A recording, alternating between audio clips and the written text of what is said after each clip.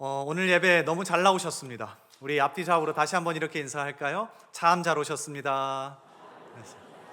우리 다시 한번 인사합시다. 오늘도 큰 은혜 받읍시다.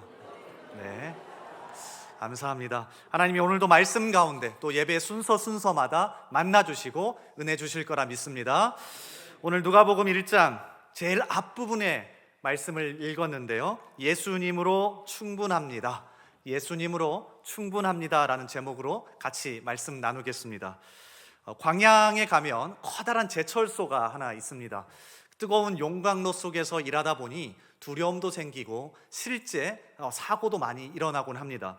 통계 자료에 보니 지난 8년 동안 이 광양 제철소에서 약 17분이 사고로 숨지셨습니다.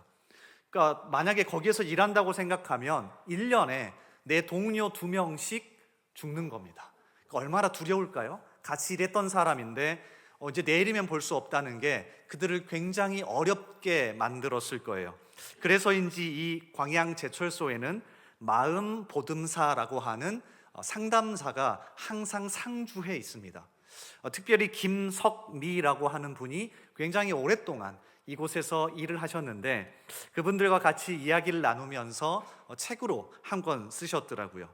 그러면서 우리 마음속에 가장 깊은 곳에 가면 이 불안으로부터 해결을 받고 싶은 안전심리가 숨어 있다고 말합니다. 한번 이 책의 내용을 읽어드릴 테니 들어보십시오. 우리가 가장 안전할 때는 언제일까요? 아마도 엄마 뱃속이 아닐까요? 혹시 엄마 뱃속 기억나십니까? 저희 둘째 아들은 4살인데 아직도 기억이 난다고, 도대체 어떻게 기억하는지 모르겠지만 그렇게 얘기하곤 합니다. 그러니까 그 엄마 뱃속이 가장 평온한 상태죠. 엄마 뱃속에 있을 때는 완벽한 환경이 이미 주어져 있기 때문에 욕구라는 자체가 필요하지 않을 겁니다. 태아와 탯줄이 연결돼 있어 자기와 환경이라는 개념이 없기 때문입니다. 하지만 태어나는 순간 우리는 가장 안전한 공간으로부터 분리되어 자신의 마음과는 다른 환경을 알아차리게 됩니다. 본인이 스스로 노력하지 않으면 아무것도 얻을 수 없기에 욕구라는 마음의 에너지가 생깁니다. 이런 욕구는 이제 다시는 태내의 환경으로 돌아갈 수 없다는 근본적인 불안감에서 시작하기 때문에 불안이 우리 존재의 가장 본질적인 감정이라고 할 수 있습니다. 그 욕구를 스스로 채워서 안전을 찾아 유지하는 과정을 삶이라고 말할 수도 있겠습니다. 바로 이것이 안전 욕구, 즉 안전 심리입니다. 그녀는 심리학자였기 때문에 아브라함 매슬로우의 5단계 욕구 이론을 가져와서 설명하기는 합니다. 그런데 눈여겨볼 만한 문장이 하나 있는데, 불안이 우리 존재의 가장 본질적인 감정이라고 할 수 있다는 이 부분입니다. 우리는 죄로 인해 하나님과 분리된 다음부터는 항상 두렵고 떨리고 불안하며 살아갑니다. 대표적으로 창세기 4장에 보면 가인이 자신의 동생을 죽이는 커다란 범죄를 저지릅니다.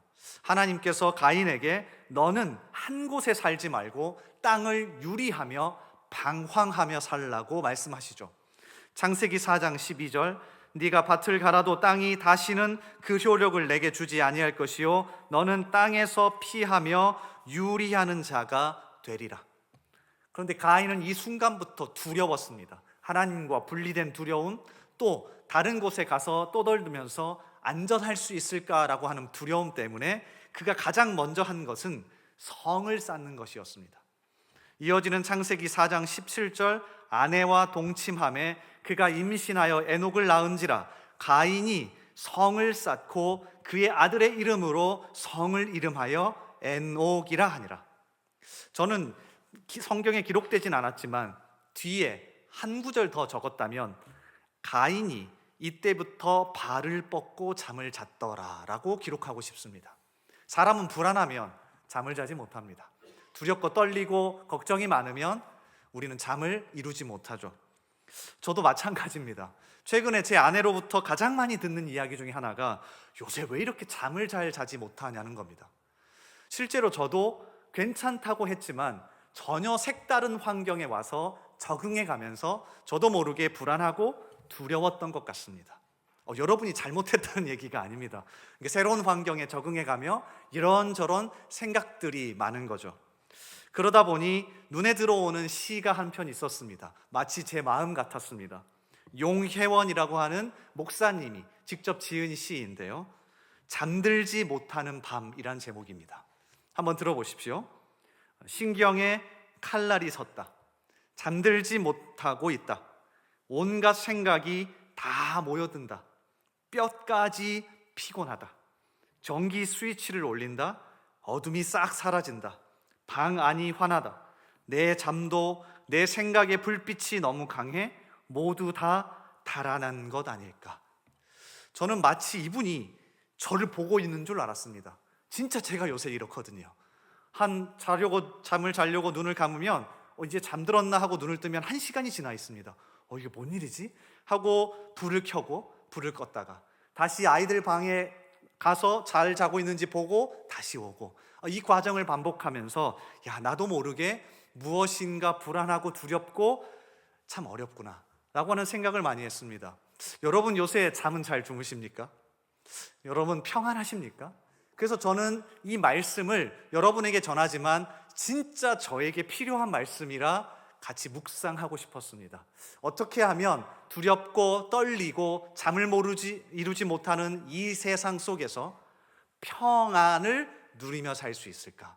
이 단어는 너무 좋지 않습니까? 그래서 이스라엘 사람들도 만나면 샬롬이라고 인사했는지 모릅니다. 평안하십시오. 하나님의 평강이 여러분에게 임하길 원합니다 라고 기도하며 인사했는지도 모르겠어요. 오늘 이 마음을 담아서 같이 말씀을 전하고자 합니다. 먼저는 제가 진짜 평안을 누리고 싶었고요, 그 다음 여러분에게도 이 평안을 소개하고 싶었습니다. 특별히 누가복음 1장은 우리보다 더 불안한 시대 속에 살아갔던 1세기 그리스도인들에게 가장 먼저 주어졌습니다. 그들은 예수 믿는 것 때문에 내일이면 죽을 수도 있었고, 혹시 내 자녀가 잘못될까 봐 걱정과 불안 속에 살아갔습니다. 그 1세기 그리스도인들에게 하나님은 누가를 통해 가장 먼저 누가복음 1장 1절부터 4절 속에 어떻게 하면 평안을 누릴 수 있을지 소개하고 있습니다. 하나님의 음성을 오늘 들을 수 있길 바랍니다. 그래서 불안과 두려움이 아니라 진짜 평안을 붙들고 살아가는 저와 여러분 되기를 주님의 이름으로 소원합니다. 자, 오늘 말씀을 들여다보니 크게 2가지의 진리가 있더라고요. 2가지를 소개하면서 이 진리를 붙잡을 때 평안이 주어진다고 말합니다. 자, 첫 번째로 평안을 위해 붙잡아야 할 진리는 이 단어입니다. 이루어진 사실이라는 이 단어입니다. 조금 더 자세하게 설명하면 하나님의 절대 주권을 붙잡을 때 평안해집니다. 아니 도대체 이게 무슨 말인가 싶으실 겁니다. 이루어진 사실, 하나님의 절대 주권, 전혀 어울리지 않는 단어입니다. 자, 그런데 한번 차근차근 살펴보겠습니다. 자, 1절을 이렇게 시작하죠. 우리 중에 이루어진 사실에 대하여. 그러니까 말 그대로 무엇인가 과거에 일어난 일에 대해서 그 사실을 기록한 성경이랍니다. 자, 이어지는 2절 역시 같은 내용입니다. 처음부터 목격자와 말씀에 일꾼된 자들이 전하여 준 그대로 내력을 전술하려고 붓을 든 사람이 많은지라. 여러 목격자들 그리고 말씀의 일꾼들이 예수님이 십자가에 달리셨습니다. 우리를 위해 이런 말씀을 하셨습니다. 그리고 이런 일이 일어났습니다 라고 전하여 준 그 사실 그대로 붓을 든 사람이 많았답니다. 자, 이어지는 3절도 한번 보실래요? 누가 역시도 그 중에 한 사람이라고 자신을 소개합니다. 자, 우리 3절 말씀 같이 읽어볼까요? 자, 시작. 데오빌로 각하에게 차례대로 써보내는 것이 좋은 줄 알았노니. 그러니까 여기까지만 보면 여러 사람들이 예수님이 계셨던, 예수님이 하셨던 그 일들을 정확하게 듣고 보고 기록한 글이라고 생각이 되어집니다. 자, 그런데 아닙니다. 다 정확하게 우리에게 소개하고 싶은 단어가 있는데 바로 1절에 이루어진입니다. 우리말로는 그게 뜻이 와닿지 않습니다. 자, 그런데 성경 원어로 보면 이 단어가 무척 독특합니다. 이게 딱 보면 눈에 띄는 단어입니다. 플레로 포레오라는 단어입니다. 플레로 포레오. 근데 이 단어보다 더 독특한 건 이 단어의 시제입니다. 그러니까 우리말처럼 뭐 과거, 현재, 미래 이렇게 시제가 있으면 좋은데요, 이 성경, 신약 성경이 기록한 헬라어는 시제가 다양합니다. 여기서부터 좀 어려워질 수 있는데요, 바짝 긴장하고 따라오십시오. 자, 보십시오. 이 단어의 시제는 완료 수동태 분사입니다. 자, 뭐라고요? 완료 수동태 분사입니다. 모르셔도 됩니다. 잊어버리셔도 돼요. 이게 무슨 말이냐면, 이게 우리말에는 없는 시제구나. 완료 수동태 분사. 그러니까 이 시제를 사용하는 이유가 있습니다. 어떤 일이 벌어졌을 때 사실 그 뒤를 잘 추적해 가보면 이 일을 처음부터 끝까지 주도하는 사람이 있다는 것을 나타내는 시제예요. 조금 이해가 되세요? 그러니까 어떤 일이 벌어졌습니다. 그럼 우리는 겉으로 보기에 이런 일이 벌어졌구나 라고 이야기를 해요. 근데 자세히 들여다보면 사실 뒤에서 누군가가 처음부터 끝까지 다 주도하고 있는 겁니다. 누구일까요? 하나님입니다. 그래서 학자들이 이 완료 수동태 분사, 어렵죠? 이 시제가 나올 때마다 자, 우리 이렇게 부르자라고 약속을 해놓았습니다. 이거 신적 수동태라고 부르자. 신적 수동태. 그러니까 하나님이 일하셔서 벌어진 일, 하나님이 절대 주권을 가지고 처음부터 끝까지 일하신 일이라고 부르자라고 약속해 놓았습니다. 그러니 조금 오늘 말씀이 보이기 시작합니다. 누가는 당시 1세기 그리스도인들에게 그리고 우리에게 이 진리를 가장 먼저 소개하고 싶은 겁니다. 단순하게 과거에 그리고 현재 또 앞으로 일어날 일 이런 게 있습니다. 객관적인 사실이 아니라 과거에 이런 일이 있었습니다. 현재 이런 일이 벌어집니다. 그리고 미래에 이런 일이 벌어질 겁니다. 그런데 누가요? 하나님이 그 속에서 강력하게 절대 주권을 가지고 역사하고 계십니다. 이것을 붙잡아야 여러분이 정말 평안해질 수 있습니다. 이 진리를 가장 먼저 소개하는 겁니다. 자, 여러분 좋아하는 또 중요한 일에 대해서는 보통 처음과 끝에 반복해서 강조하기 마련입니다. 그렇지 않습니까? 우리 보통 정말 중요한 약속을 잡을 때 처음에 막 얘기하다가 끝날 때 다시 한번 얘기합니다. 그러니까 내일 몇 시에 어디에서 꼭 봐야 돼. 그러고 나면 우리에게 각인되어서 잊어버리지 않죠. 저도 그렇게 말을 하거나 글을 쓰곤 하는데요, 제 둘째 아들이 꼭 닮았습니다. 그래서 뭘 하든지 자기가 중요하다고 생각하면 항상 처음에 얘기하고 또 말이 끝날 때 한 번 더 반복합니다. 어제도 마찬가지였습니다. 아이가 사탕, 젤리 이걸 너무 좋아하거든요. 그래서 밥을 먹고 양치를 했는데 사탕을 또 먹겠다는 거예요. 이거 어떻게 합니까? 어떻게든 달래서 잠을 자고 내일 일어나자마자 아침에 사탕을 먹자 이렇게 약속해 놓았습니다. 그랬더니 이 아이가 저에게 다시 한번 확인하는 겁니다. 아빠, 이제 가서 잠을 잘 거고 잠을 자고 나서 눈을 뜨면 사탕을 먹을 거야. 알겠다라고 했습니다. 그리고서는 다시 얘기 안 할 줄 알았습니다. 근데 방으로 들어가기 전에 마지막으로 한 번 더 얘기하는 겁니다. 아빠, 내일 눈을 뜨면 바로 사탕을 먹을 거야. 제가 알았다고 했습니다. 근데 이게요, 엄청난 효과를 가져옵니다. 처음과 끝에 반복해서 강조해 놓았잖아요. 저는 오늘 아침에 눈을 뜨면서 가장 먼저 떠오른 단어는 사탕이었습니다. 우리 아이가 일어나면 사탕을 먹겠구나. 누가복음도 마찬가지입니다. 이 진리를 정말 각인시키고 싶었습니다. 성도들이 너무 불안해하고 두려워하고 힘든데 이 진리를 정말로 붙들었으면 좋겠다. 자, 그래서 누가복음 1장에 소개하고 또 어디에도 나올까요? 누가복음 제일 마지막인 24장에도 또 나옵니다. 1장에는 일부러 한 번 더 반복해 놓았습니다. 자, 1장을 계속 보시면 13절 말씀을 한번 찾아보실래요? 세례 요한의 아버지인 사가랴가 등장합니다. 자, 13절 말씀 우리 한번 같이 읽어볼까요? 자, 시작. 천사가 그에게 이르되 너의 간구함이 들린지라 내 아내 엘리사벳이 내게 아들을 낳아 주리니 그 이름을 요한이라 하라. 천사가 사가랴에게 찾아갔습니다.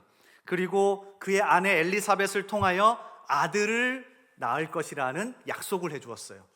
근데 여러분 아시다시피 사가랴가 콧웃음을 칩니다. 왜냐하면 둘 다 나이가 너무 많은 할아버지 할머니거든요. 우리가 어떻게 아이를 낳을 수 있습니까? 이렇게 콧웃음을 치자 이어지는 19절과 20절에 천사가 이렇게 말해요. 자, 19절 말씀. 천사가 대답하여 이르되 나는 하나님 앞에 서 있는 가브리엘이라 이 좋은 소식을 전하여 내게 말하라고 보내심을 받았노라. 자, 20절을 같이 읽어볼까요? 자, 시작. 보라, 이 일이 되는 날까지 내 말을 믿지 아니함이거니와 때가 이르면 내 말이 이루어지리라 하더라. 아멘.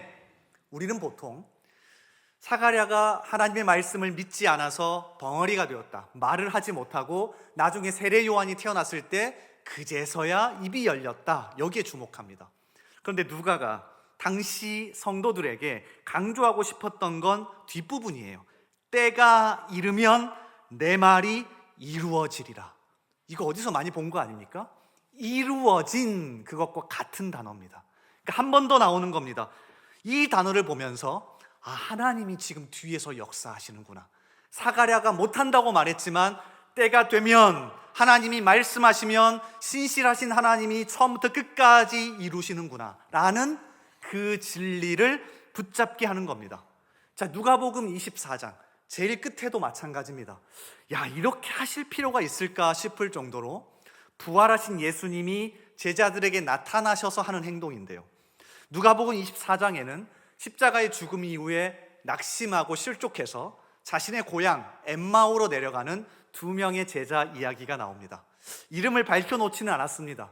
그러니까 누가가 얼마나 젠틀한지 모릅니다. 저 같았으면 누가 예수님 버리고 갔더라 적어놨을 것 같습니다. 그런데 그냥 무명으로 두 명의 제자라고 표현합니다. 그리고 이 두 명의 제자가 내려가다가 부활하신 예수님을 만납니다. 근데 처음에는 알아보지 못합니다. 자, 그러면 여러분이 예수님이라면 이 제자들에게 어떻게 하셔야 합니까?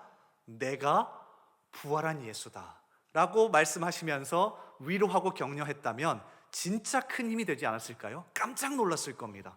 그런데 예수님은 좀 돌아가십니다. 그러면서 이렇게 이야기하세요.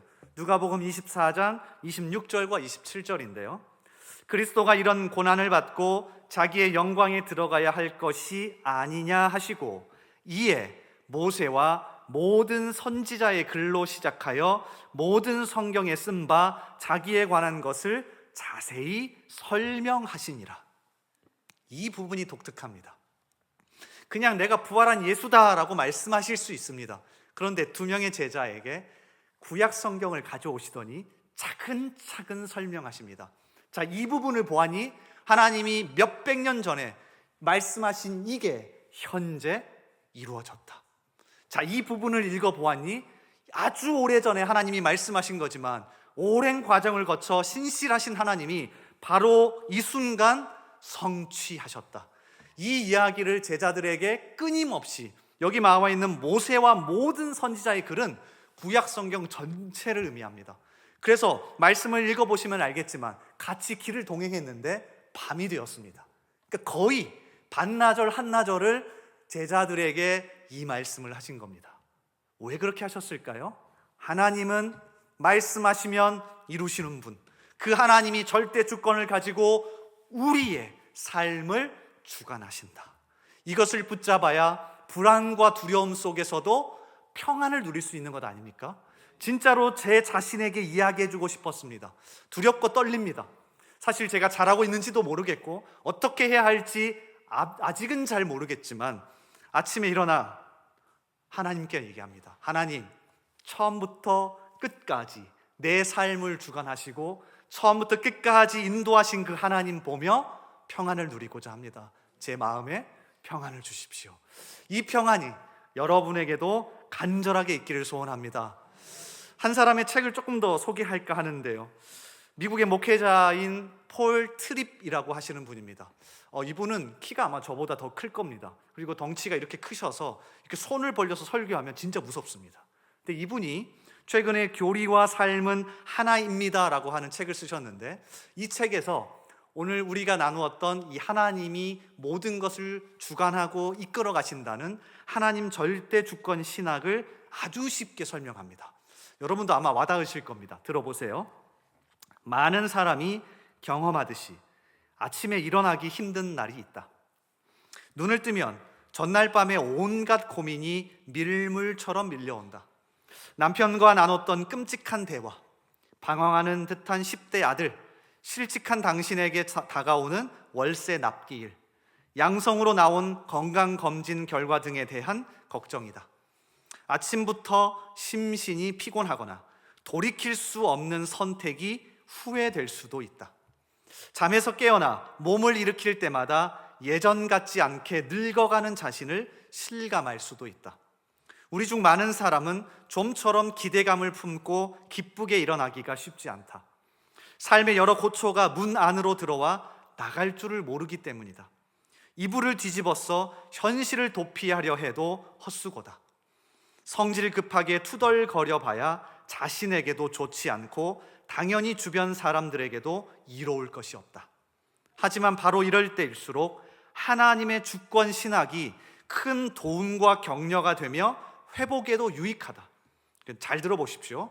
이 진리가 일깨워 주듯이 하루하루 어떤 시련이 닥쳐오든 당신이 아침에 맞이하는 세상은 지혜롭고 의로운 통제 아래에 놓여 있다.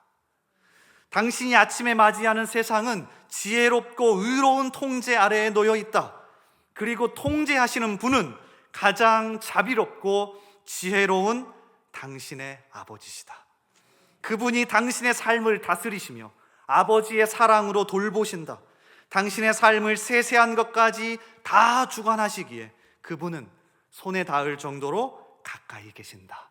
그러면서 이렇게 마무리를 합니다. 하나님의 주권 신학, 이 교리가 우리 삶에 평안을 준다. 여러분, 정말 우리의 삶을, 이 세상을 하나님이 처음부터 끝까지 주관한다고 믿으십니까? 그렇다면 그 신앙을 붙잡고 오늘도 평안으로 살아가실 수 있기를 주님의 이름으로 소원합니다. 그런가 하면 두 번째입니다. 두 번째로 우리가 불안 속에서 평안을 누리기 위해 붙잡아야 할 진리는 충분함이라는 단어 속에 있습니다. 자, 어떤 단어요?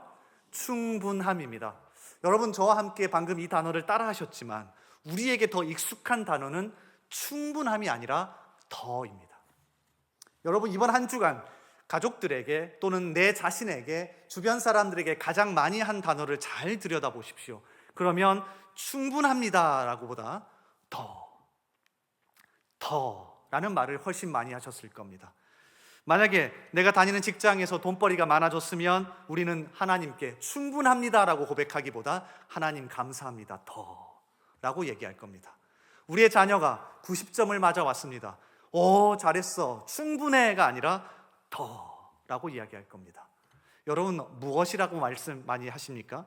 우리가 잃어버린 단어 중 하나가 충분함입니다. 제가 참 좋아하는 미국의 여성 심리학자 중 한 명이 브레네 브라운이라는 사람이 있는데요, 이분이 자신의 40가면이라는 책에서 이 충분함이란 단어를 소개합니다. 처음에 저는 이분이 크리스찬인 줄 알았는데 그렇지는 않더라고요. 그런데 이 단어를 참 잘 풀어냅니다. 한번 띄워주실래요? 우리가 스스로 충분하지 못하다고 느끼는 것은 네가 부족해서 그래 문화 속에 살기 때문이다. 그러니까 세상은 항상 더 너는 부족해 라고 이야기한답니다. 우리는 모든 것이 부족하거나 없다고 느낀다. 그렇지 않습니까?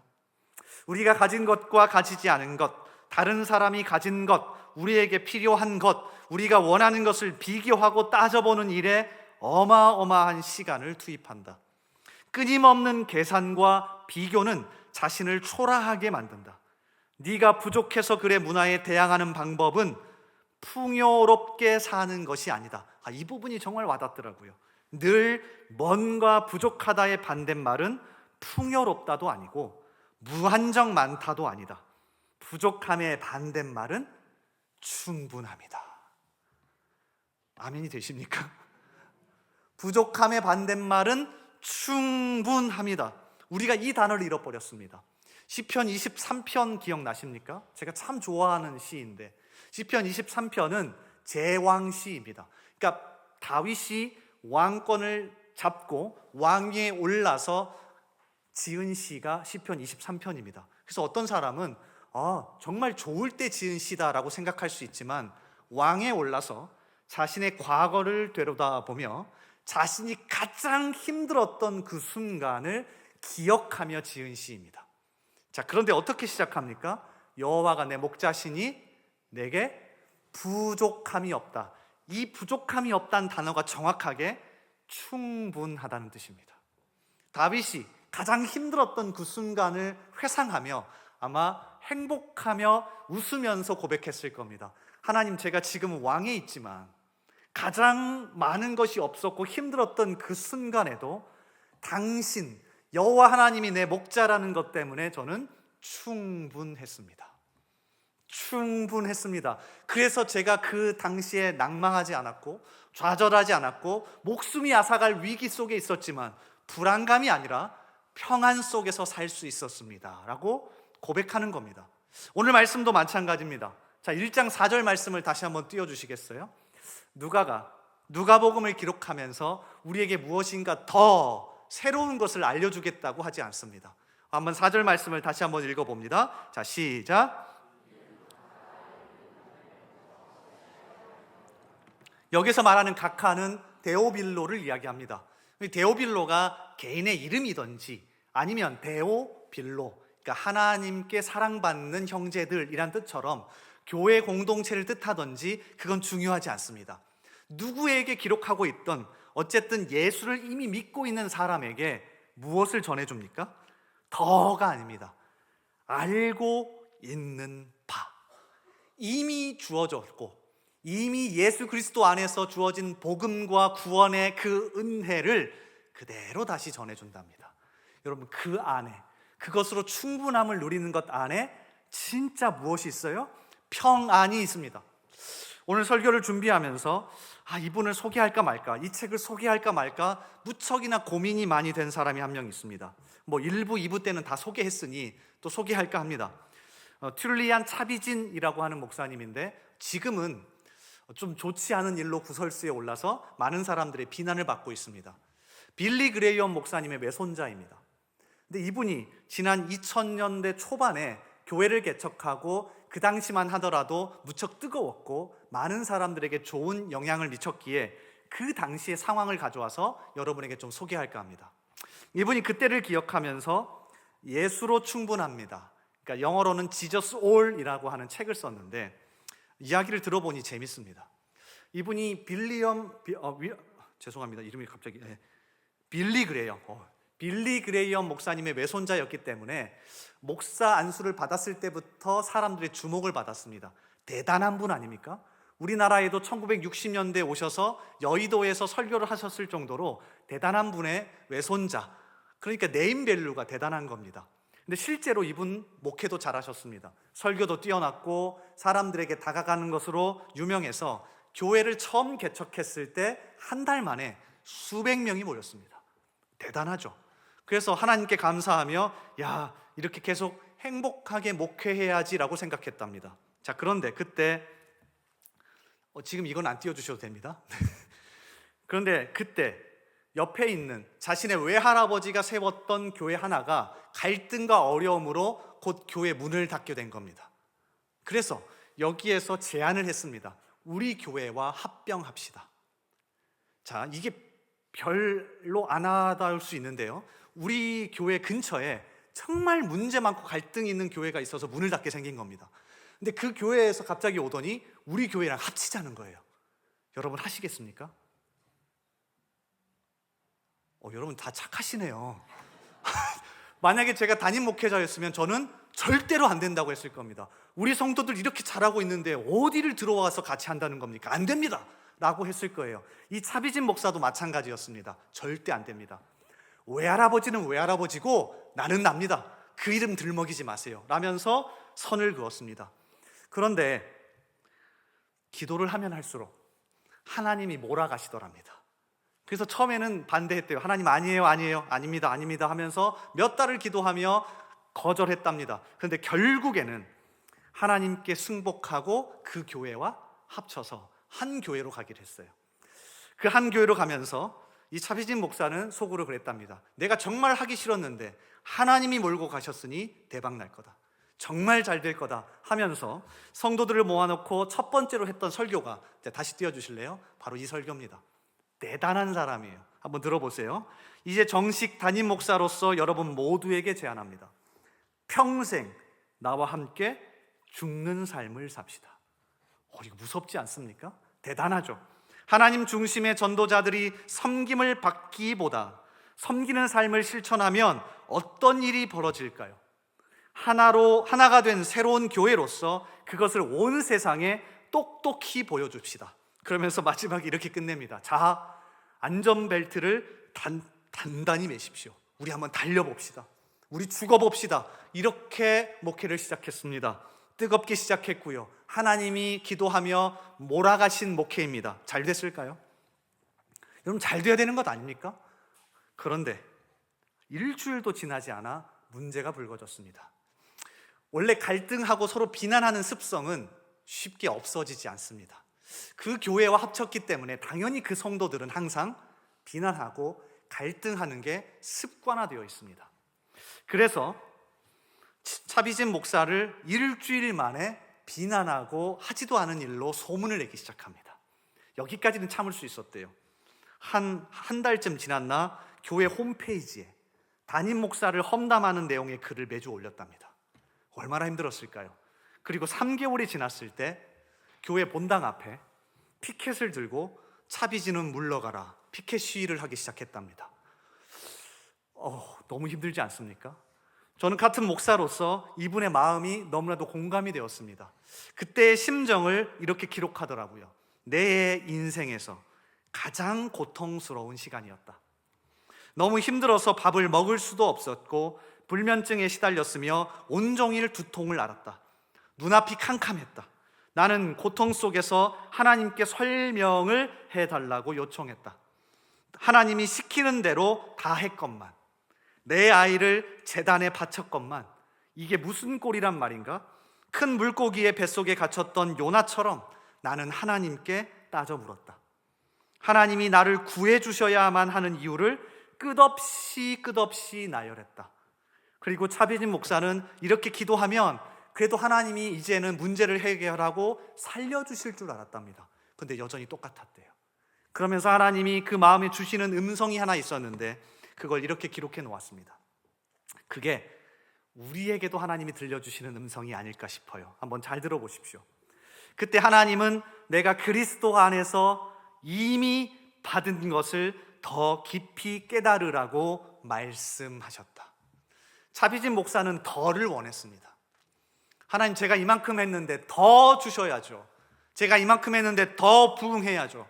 그런데 하나님은 이미 받은 것을 더 깊이 깨달으라, 충분함이란 단어를 주셨습니다. 이 말씀을 들으니 나 자신이 눈에 들어왔다. 너무도 오랫동안 나는 다른 사람들의 인정 속에서 자존감과 삶의 의미를 찾아왔다. 이제 하나님은 복음을 새롭게 밝혀주심으로 나를 그 노예 상태에서 구해내는 작업을 시작하셨다. 주님의 복음은 가장 어둡고 절박한 순간에 내게 찾아왔고 능력의 말씀을 통해 나는 해방되어 변화되고 평안을 누렸다. 그러면서 들어오기 시작하는 단어가 하나 있었다. 예수님만이 전부라는, 예수님으로 충분하다는 복음이 지금 이 순간에도 우리를 두려움과 불안감, 분노, 자기 의존, 미움, 특권의식, 열등감으로부터 구해준다. 이 예수님만으로 충분하다는 단어가 마음속 깊이 박히기 시작하더랍니다. 그리고 나서 그 한쪽에 기대감이 있잖아요. 문제가 잘 해결되지 않을까? 여전히 피켓 시위를 하는 성도는 그걸 하고요, 여전히 비난하는 사람은 비난을 하더랍니다. 그런데 한 가지 달라진 게 있더래요. 본인의 마음속에 평안함이 몰려오는 거죠. 하나님 괜찮습니다. 이미 제가 받은 예수 그리스도 안에 하나님의 사랑과 은혜와 축복이 다 담겨 있으니 예수님으로 충분합니다. 다윗이 했던 고백과 똑같지 않습니까? 여전히 목숨을 이 위태로우며 쫓겨다니고 있습니다. 아직 왕 위에 앉지 못했습니다. 그래도 고백하는 겁니다. 여호와가, 주님이 내 목자시니 충분합니다. 그 안에 진짜 평안이 숨어 있죠. 누가는 누가복음을 읽는 1세기 그리스도인들에게, 그리고 현재를 살아가는 우리에게 이 진리를 소개하는 겁니다. 혹시 더 부족하다고 하는 문화 속에 찌들어서 불안하다면 예수님으로 충분합니다. 예수님만이 우리의 모든 것 되십니다 라고 하는 진리 속에 평안을 누리기를 원했던 거죠. 사도 바울 역시도 이렇게 불안해하고 평안을 누리지 못했던 고린도 교회 성도들에게 이 사실을 강조하더라고요. 고린도전서 3장 10절 이하에 보면 이런 말씀이 나옵니다. 한번 띄워주실래요? 우리 한번 같이 읽어봅니다. 10절과 11절. 자, 시작.